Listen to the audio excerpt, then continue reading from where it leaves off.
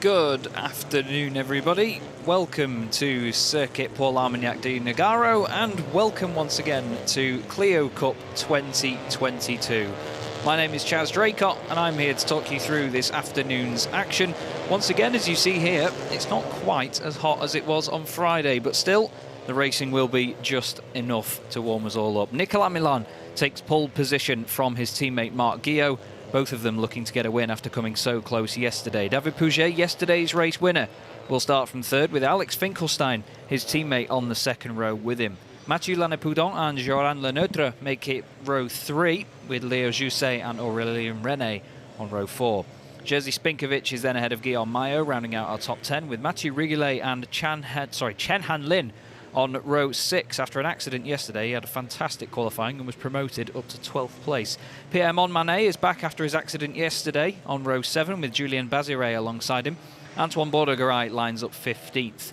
After qualifying in 12th, Jeremy Bordegaray is starting 16th after a 4-place penalty due to an incident yesterday.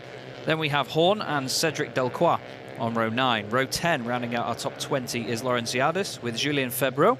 Then it's Michael Fay and Lionel Viguier on row 11. Michael Lille and Gaël Rostand make up row 12. And then the back row of the grid is Benjamin Corvat, another 4-place penalty from yesterday. And after a crash in qualifying this morning, we have Alexandre Albouy starting in 26th place. So he's going to be looking to make up some ground in this one. Unfortunately, we do not have Jan-Mael Navio after yesterday. He's not feeling too well ahead of today's race, unfortunately, so we do wish him the quickest of recoveries and hope to see him back out on the circuit once again very soon. But still, 26 cars make up our field today, and as you see, the aggressive tyre warming tactics are already underway. There is Albouy in the white, blue and orange car. He's got his teammate just in front of him on the grid there, which is Benjamin Corvat. But this fantastic, very full field of Clios makes its way round turn 13 and 14 at the end of the lap here. We just had a quick look there at Joran Leneutre, who I met this morning for the first time, had a walk through the paddock and managed to speak to him.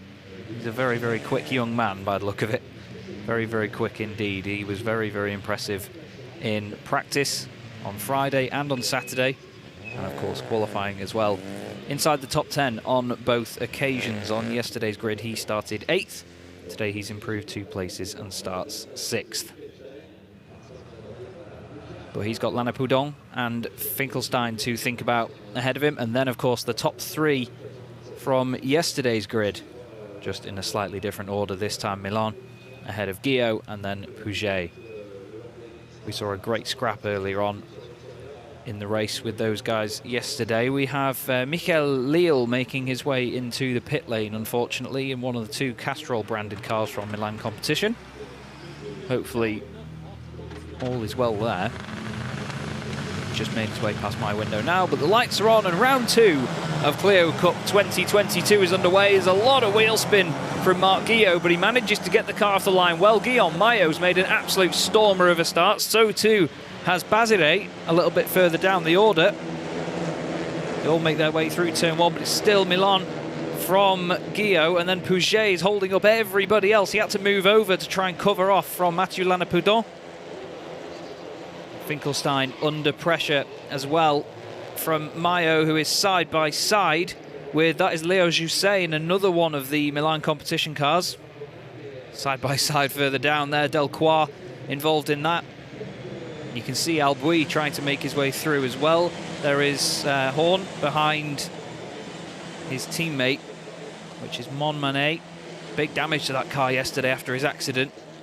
So Monmanet, good to see him back out. Looks like in the middle of the field, actually. Jerzy Spinkovic has dropped a few places and is behind his teammate now, Chen Han Lin, the Taiwanese driver in the number 58 car. There they are, just coming into shot, actually, side by side. Lin moves over to the left-hand side, lets him go. Laurentiades went straight on there at the hairpin. Not quite sure what that was for. It didn't look like he had any sort of lock-up.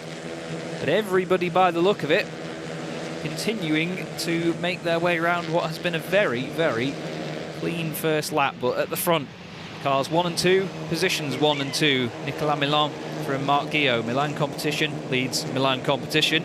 Spinkovic there down the inside of the number 4 of Julien Bazire as they go through turns 11 and 12. Double apex right-hander, that hairpin counts as 2 corners on this circuit. But there is turn 14, and there is Nicolas Milon leading once again with his teammate just following suit. Now, will Marc go for a move, or will they work together here to try and get away from David Pouget? Nicolas is racing in one of the many sort of groups that we have in this championship. We have Clio Cup France, Spain, Italy, and Clio Cup Europe. The drivers have to sort of nominate which championships they would like to be a part of.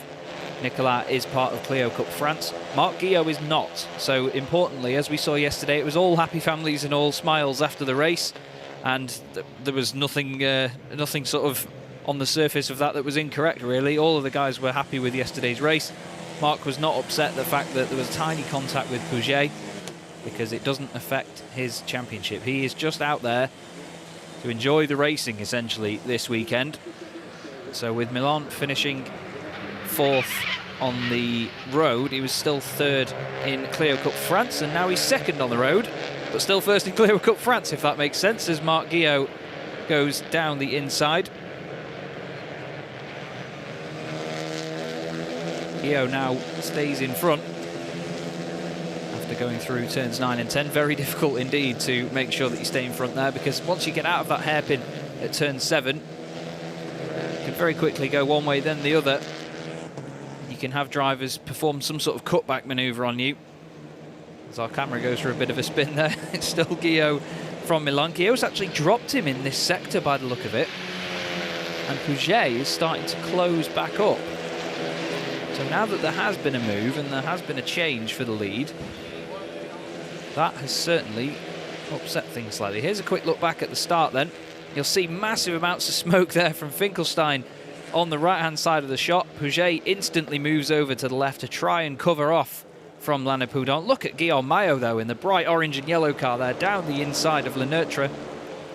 And there you can see Spinkovic, Bazire and Lynn as well getting together. Here is the huge lockup by Milan and by Guillot. A lot of the cars really lifting those rear wheels off the corner there, off the ground I should say, into turn 7. Then you see Milan tried to go down the inside, but that became the inside for the left-hander at turn 9. Guillot then holds on to the lead. Down the back straight once again we go. The top 3 starting to break away slightly from Mathieu Lanapoudon. He's got Finkelstein, as you say. Le Neutre has got ahead of Guillaume Maillot. He's now having a look, actually, to get past the number 104 car of Jusset. Behind them, it looked like Maillot was actually in a fight with Aurélien René, the 24 machine, trying to hold him off. They've got Mathieu Rigolet and Jerzy Spinkovic just behind them. And once again, in typical tin-top fashion like we get here in Clio Cup, we have so many of these groups that form. Drivers seem to magnetize towards one another and they get in these fantastic battles. But you often see drivers in the very tricky predicament where you're trying to attack the car in front but having to defend so hard from the car behind, and if you do go for an attack, you have to be very, very confident in what you're doing. Otherwise, if you're on the back foot, you can lose a position when you're trying to gain one. Across the line once more, Guillot, Milan, Pouget. Then we have Lanapoudon a little bit further back, then the trio of Finkelstein, Jusset and Le Neutre. And there you see Rigolet behind Guillaume Maillot, who has lost a place on that lap to Aurélien René. He's sticking with him though. In a non-biased way, I did say that Guillaume Maillot's car is one of the best looking in the field with its very striking Dayglow orange livery. Guillot seemingly under pressure for a moment there, and there is Lorenziadis. He won the Gentleman Drivers category yesterday. Apologies, no, he finished 3rd in the Gentleman Drivers category yesterday. He did have a 2-second penalty, but I'm afraid today doesn't look to be his day here at Nogaro. Now we have a car under investigation here, which is car number 28. Now that is Antoine Bordagaray, currently running in 13th position, but he's under investigation for being in the incorrect starting position. So that's going to be looked at by race control. We've had the fastest lap of the race by David Pouget, 1:42.197, and these guys, as the circuit gets warmer and warmer now, are continuing to put in purple sectors. It was a purple sector 1 by Marc Guillot, purple sector 2 by David Pouget. All the while, Nicolas Milan is doing his personal bests over the course of this lap. When they cross the line, we'll see who had the all-out pace on this one, but with Milan and Pouget being in the slipstream of Marc Guillot, got to think that it's going to be either of those pair. Let's have a look. Across the line they go. Fastest lap by Milan, then that quickly gets displaced by David Pouget. 1:42.001 is the fastest lap of the race by a good 1/10 and a half over what Nicolas managed. And all of a sudden, Guillot's body language in that car seems to be a lot more rushed, let's say. There's Finkelstein with Jousset and the Lenurtre just behind. Team personnel watch on with great focus, and Lenurtre's actually got his nose alongside Jousset. The two of them maybe lean on each other. The number 77 car has its wing mirror folded in. Look at the line he takes through there, though. Tries to get a good cutback as they come out of turn 5 through the long sweeping right of turn 6. He's going to be right in the slipstream now. I was talking to Marc Guillot after the race yesterday, and he said that the straight is just not quite long enough for you to get ahead in the slipstream. You can get alongside, but all of the work needs to be done on the brakes, and that's where we saw Nicolas Milan make his mistake yesterday. But Lenurtre does it on the brakes, down the inside. Jousset takes a late apex. He turns in late for the corner to try to get the run through turn 8 into turn 9. Looks this way and that, can't get it done. Lenurtre moves up a position. Car 77 now in P6. Still nearly 17 minutes of the race left to go. Massive lock up there by David Pouget, and that's what I mean. You've got to try so hard on the brakes here at the end of that massive straight. It does run parallel with an airfield, so you can imagine how long it is. But a massive lock up there by David Pouget. And the circuit does lean down to the right. The camber leans into the corner, so that right rear wheel, as it just skims the surface and starts to come off the ground, that's when it really locks up. Team members very busy holding all the boards out for their necessary drivers. Here is that battle for 5th, 6th and 7th. Mathieu Lannepoudon currently in 4th place. A bit of no man's land there, but he'll be happy with the fact that he's up there scoring points. As mentioned, Marc Guillot is the only driver really in the top half of the field that isn't part of Clio Cup France essentially this season. So he's not affecting anybody else's championship by being there. So technically, in terms of championship scoring positions, it's Milan, Pouget, then Lannepoudon. Lannepoudon leads the Challengers class at the moment for the younger drivers in the field and the lesser experienced drivers. Mathieu Rigoulet leads the gentleman drivers category again.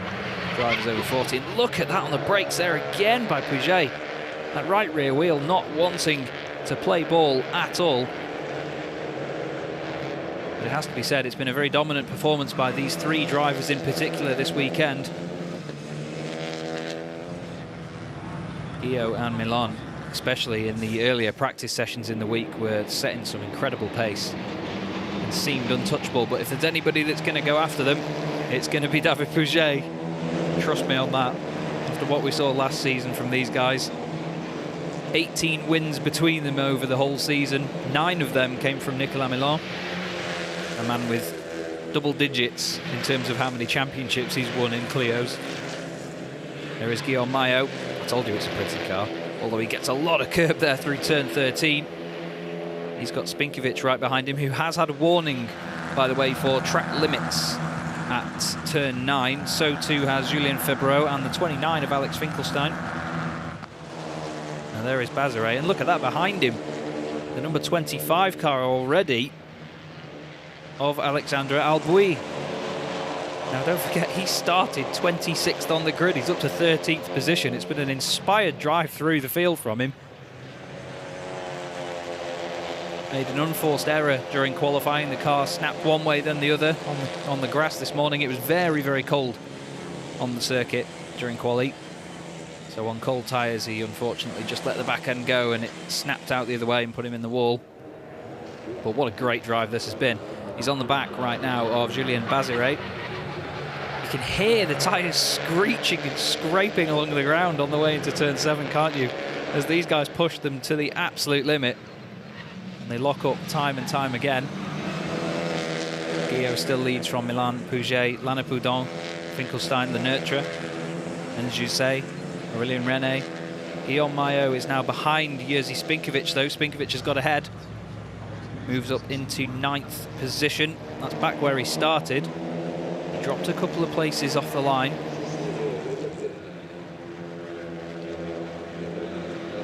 There's been a black and white flag for car 104 now for track limits at turn 9. That is Leo Jusset. Same again for cars 28 and 85, who have also come under fire from the stewards. That is Antoine Bourdegaray. He's not having the best race with race control, is he?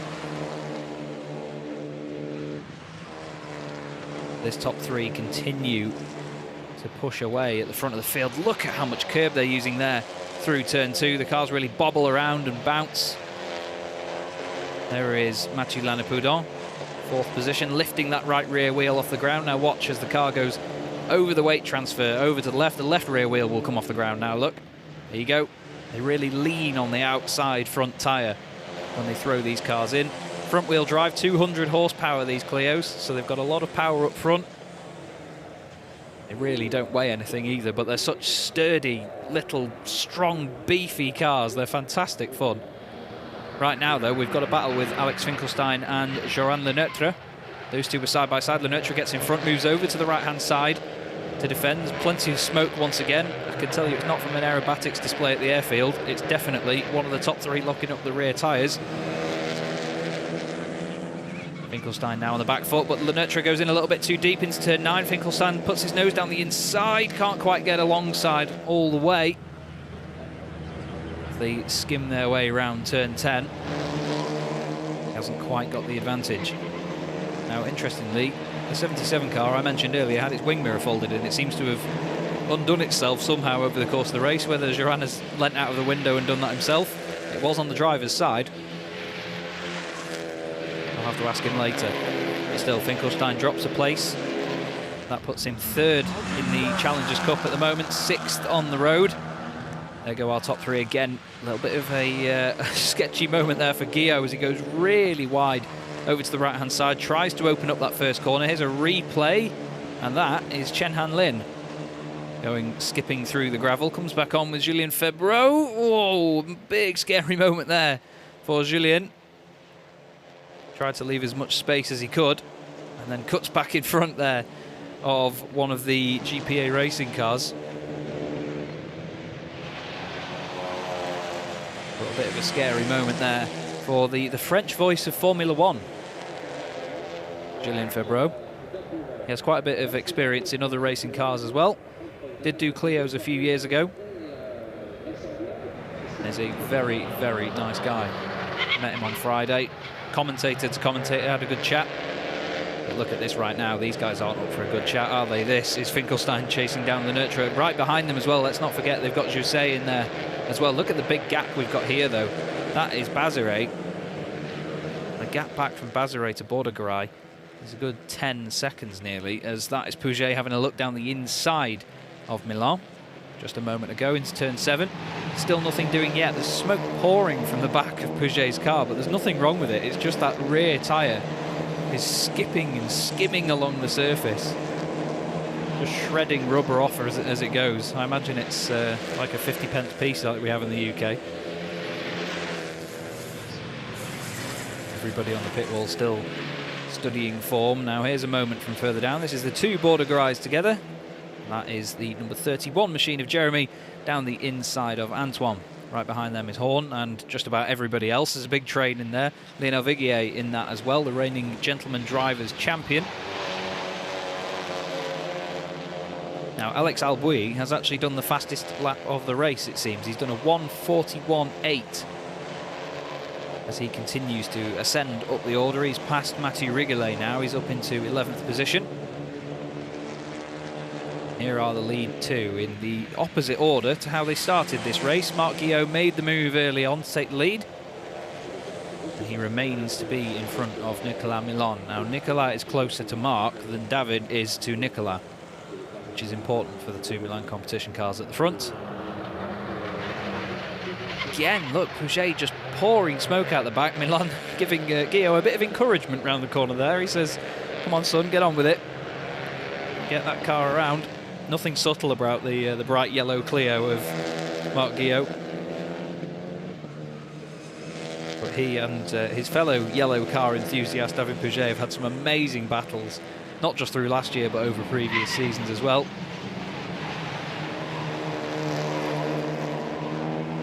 Nicolas right now in the middle. He's not pushing too hard to get back ahead of Marc. And to be honest, I think David Pouget will like to take a stab at Nico at this point in the race and try and have a go. But if it stays as it is, he will still lead Clio Cup France coming out of here. Oh, there's a big hit there in the side of Julien Febvreau, and that was Pierre Monmanet.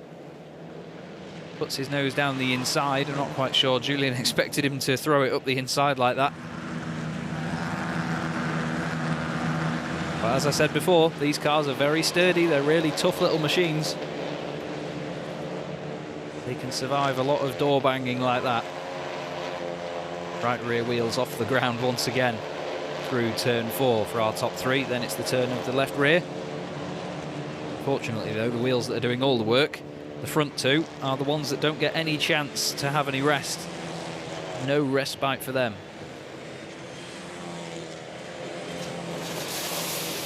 The back straight once more.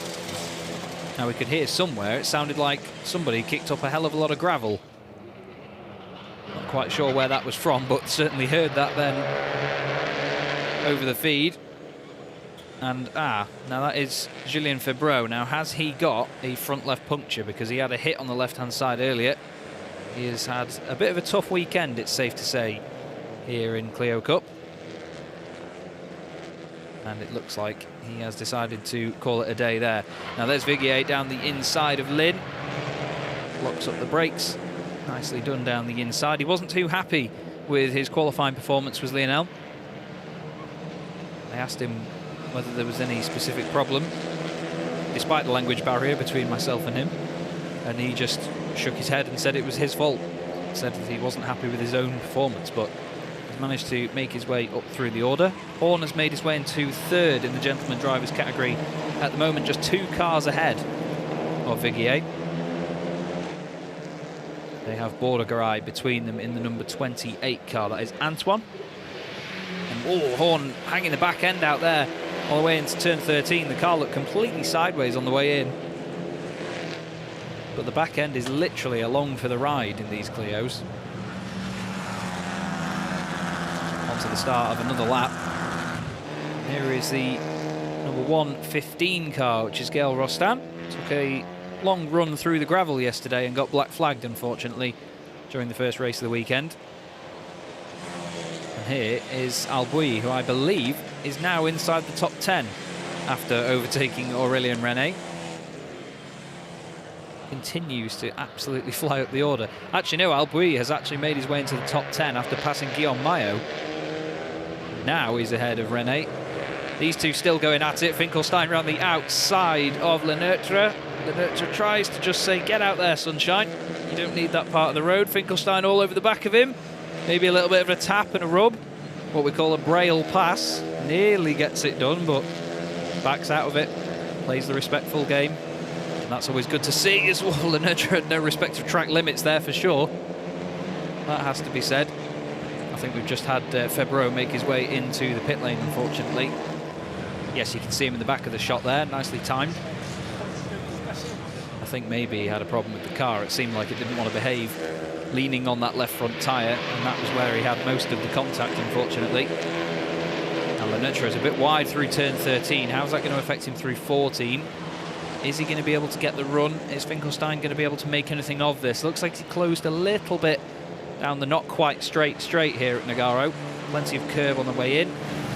Team GM Sport now looking over Febvreau's car to see whether they can spot any problems. It's a real shame. He's been a real star of the paddock this weekend, it's safe to say.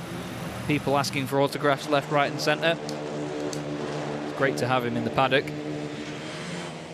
Back with our top 3. They seem to have spread out slightly right now. Over the line, Guillot was about 3.5 tenths of a second ahead of Milan, and then he was a further 6 tenths of a second ahead of Pouget. They're about 4 seconds clear of Lana Poudon, who you can see on the left-hand side of your screen. And still, Pouget decides that he doesn't want to get any more use out of those right rear tyres. As once again, here we go. Look at these pair having a fantastic dice together. Finkelstein tries it again on Lernertra. Lernertra keeps the car on the inside. Finkelstein gets a cutback though. Joran leaves him the room. Now who's going to be later on the brakes? Finkelstein tries to carry the speed around the outside. Great racing from the pair of them. No argy-bargy as of yet, really. And still Lernertra holds on in front. All the while, right behind them, Leo Jousset is closing in on this. Jerzy Spinkovic is there as well. And then they've not actually got that far until Albouy is part of this. He's well into the top 10 now in 9th place ahead of René. There you can see Albouy actually right behind Jerzy Spinkovic. It's been a great drive by Alex. It's the only time I'm actually going to see him this season. A number of the different rounds of the championship that he's doing, I unfortunately will not be on the commentary duties for. So it's great to see him going at his best here after the nightmare of qualifying. But this has gone from being a 2-car battle now to becoming pretty much a 5-car train. With René not too far behind either. Just over 2 minutes to go, plus 1 lap here at Nogaro on this wonderful bank holiday weekend. May not quite be the sunny day that it was yesterday. Still, the racing in all categories over the weekend has been fantastic. Something tells me now that Pouget either has pushed a little bit too hard on these tyres trying to stick with the lead pair, or he's resigned himself to 3rd place overall here. Big lock-up from Guillaume that time. Doesn't seem to be affecting them too much. You've got to remember it's the rear tyres that are locking up there, not the fronts. So it's not sort of straight lining the car, it's just that right rear is skimming along the ground. Obviously it's much easier to stop the wheel rotating completely when it's not quite on the ground. Milan looked like he was kind of putting his nose down the inside there, maybe just filling the mirrors of Marc Guillaume slightly. Now, knowing how wise Nico is with his racing and how experienced they both are right now, I imagine that Nico would be quite happy to still finish in 2nd place, because in Clio Cup France he would still take the overall win. Guillaume would get a lovely trophy for 1st place, but no points in any way. This is Lynn down the inside of Bordegaray into turn 7. Nice move, and then Montmanet tries to come through as well. They've got Delcroix right behind them, just sneaking in front there is Antoine Bordegaray in the 28 car.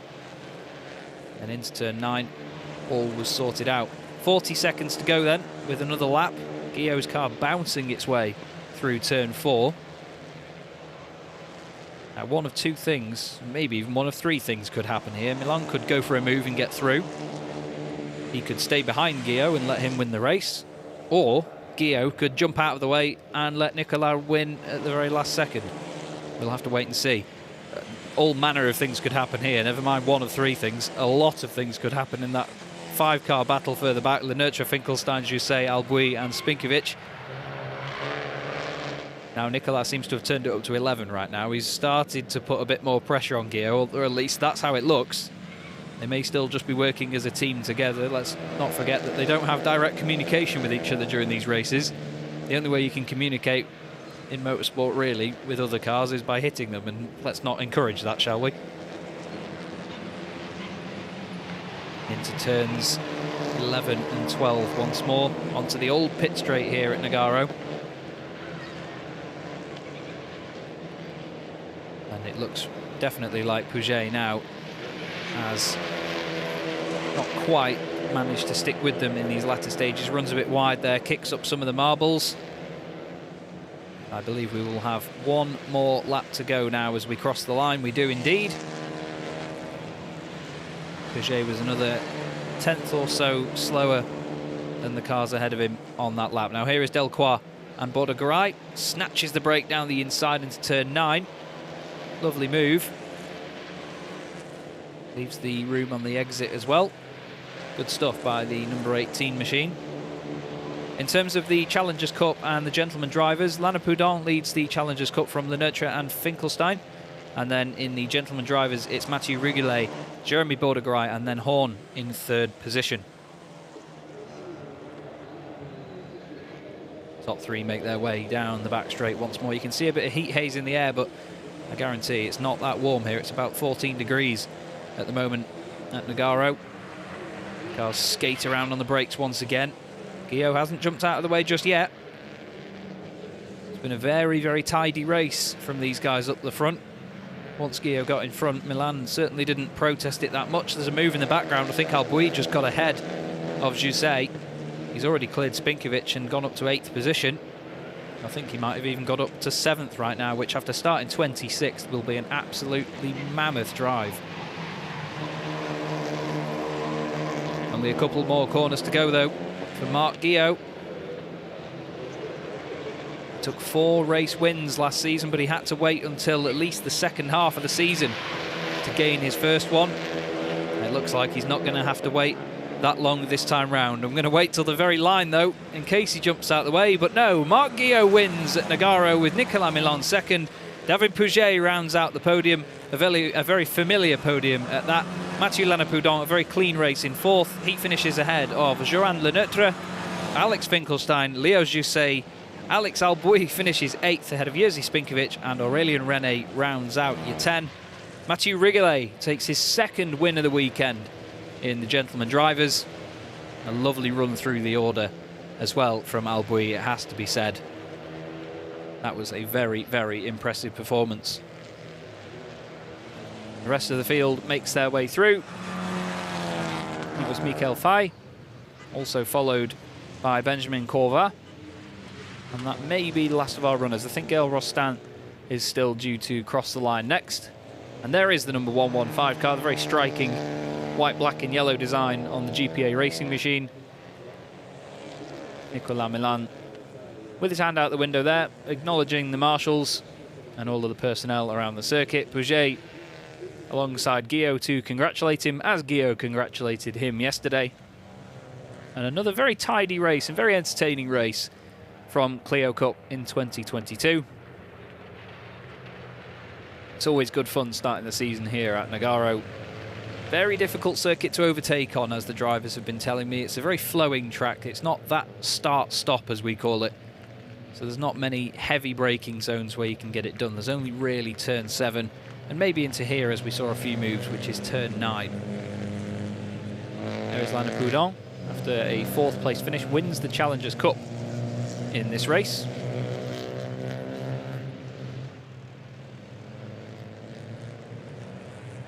But interesting conditions for this one. It was nowhere near as hot as it was when yesterday's race finished. So that can mean that tyre life is improved, definitely, and that some drivers find it a little bit easier to stay in a rhythm, but others find it a little bit more difficult. Each driver has their own preferences, of course, on how the circuit evolves and how it behaves. But we have the not quite the same podium as yesterday. Alex Albouy finished 3rd yesterday, but it's Gio, Milan and Pouget.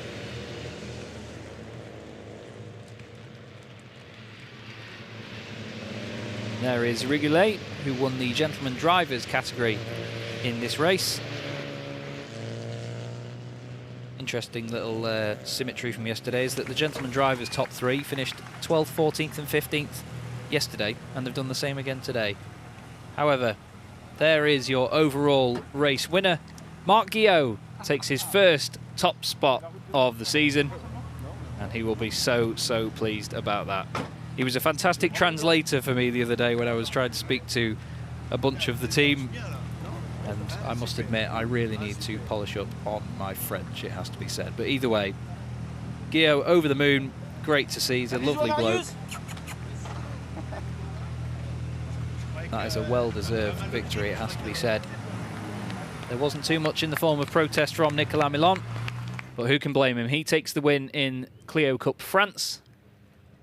And this man, David Pouget, 3rd on the road, 2nd in what we call Group F. Alex, il a fait un festival.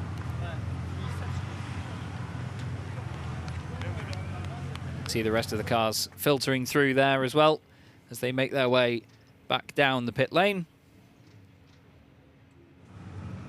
And there is One of the all-time greats of Clio racing, it has to be said, Nicolas Milon. There is Tariq as well. Nicolas congratulates his teammate Marc. Of course, didn't want to make things difficult for him in that race, that's for sure. Pouget walks over to congratulate them both as well. One win apiece this weekend for Pouget and Guillaume. David then goes to congratulate Nicolas Milon as well. Steady on. There is the very subtle machine of Guillaume. But it's just about time we have a look back at how that race unfolded, isn't it? We'll go through everything from the very start. It was a great kickoff, actually, for Guillaume, to be fair, excusing the terminology. He did get a great initial launch, but just couldn't quite stay with Milan early on.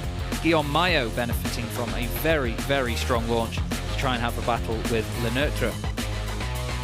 The whole field kept it nice and clean, though, in the opening stages, but it wasn't long before Guillaume didn't want to look at the back of the team boss's car anymore, went for the move down the inside of Milan, and the two of them had some very, very clean racing, and at the same time they made sure that they didn't lose any time over Pouget behind.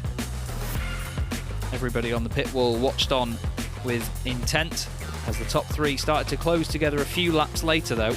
Pouget started to put a bit of pressure on. There were battles all the way up and down the order, but this man, Mathieu Lanapoudon, was very much on his own in fourth place, eventually coming home with the Challengers Cup win. Mathieu Rigolet would also have a nice tidy race to win the Gentleman Drivers Cup. It was certainly a scary moment or two, though, as Lynn ran wide coming out of turn 10 and then scared the life out of Julien Febreau, but that would not be the last time that Julien would be in strife over the course of the race. Montmanet sent one up the inside. Julien didn't see him coming, and clearly something was not quite right with the car from that point onwards. Leaning on that front left tyre through turn 2 into turn 3, the car certainly didn't want to respond, and GM Sport would certainly have some work to do on that machine. They had a look over it in the pit lane, but there was no seeming problem with the car from the outside at least. But obviously Julien and the team not happy at the result. Guillaume continued to lead, though, as a number of drivers unfortunately dropped out, and it was the first win of the season for Marc Guillaume ahead of team boss Nicolas Milon and David Pouget. As mentioned before, a very familiar podium to what we've seen before. Lanapoudon wins the Challengers Cup and Rigolet wins the Gentleman Drivers. A very undisturbed drive as well, it must be said, for Rigolet, but a very, very happy Marc Guillaume.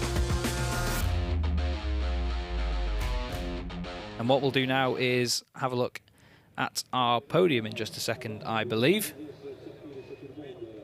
It's a humongous truck of people have just come past my window, actually. Everyone pointing cameras at me, which has just thrown me off. Marc Guillaume and Nicolas Milon make it a 1-2 for Milan competition. David Pouget flying the flag for GPA Racing to make sure they have a car on the podium. Then it's Mathieu Lanapoudon in fourth, ahead of Joran Le Neutre. Alex Finkelstein finishes sixth, a great first weekend for him and Joran. Leo Jousset in seventh, a good result for him as well, it must be said. Alex Albouy finishes eighth, ahead of Jerzy Spinkovic and Aurélien René. Then it's Guillaume Maillot and Mathieu Rigolet, ahead of Julien Bazeret and Jeremy Bordegaray. And then we have Horn in 15th position. The rest of the field filtering through on your screen now. Mikel Lille, unfortunately, did not take the start. We have our drivers coming out on the podium now, though. There you see David Pouget, a very energetic David Pouget, it must be said. Really expressing his emotions and his happiness with that race. These guys, I imagine, have unbelievable trophy cabinets, it must be said, especially that man on the left there, Nicolas Milon. Big smiles and waves from Marc Guillaume as well. And one of the team members there from Milan competition on the right-hand side as well.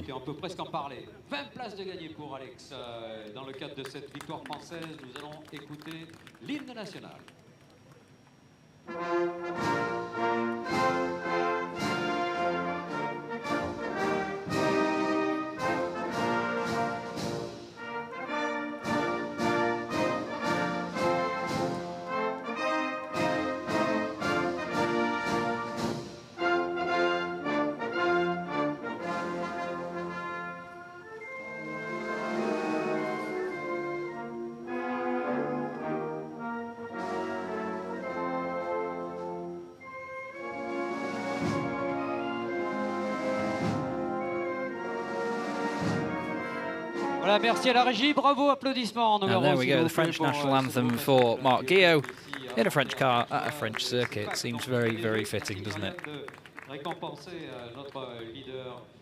And even more, he gets an Easter egg thanks to the wonderful, wonderful celebration of Easter that is this weekend. And even more prizes to go with it. These boys certainly are treated well, aren't they? Nicolas Milon receives his prize, and so too David Pouget. I'm sure that will all go down a treat later on this afternoon.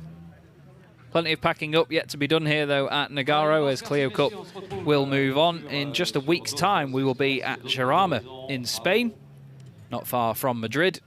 It's certainly going to be a lot of fun out there as well. Really looking forward to the next round. Back-to-backs are always exciting in Clio Cup, with not much time for the teams to prepare between races. And as the series moves on, of course, we have the different categories as well. Clio Cup Spain will be out there with us. A number of the drivers from the weekend that you've seen here will also be on track. It's going to be a fantastic mix either way.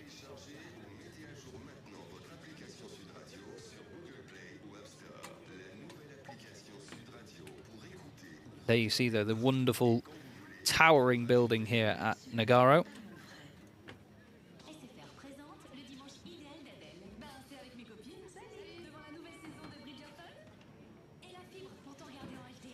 Okay, and it seems like we're not getting the other two podiums here. They will probably be done in the Renault awning a little bit later on. So that leaves it up to me, Chaz Draycott, to say goodbye. Thank you for watching this weekend here at Nogaro. It's been a hell of a lot of fun, and I look forward to seeing you all in a week's time at Jarama in Spain. For now, enjoy the rest of your weekend.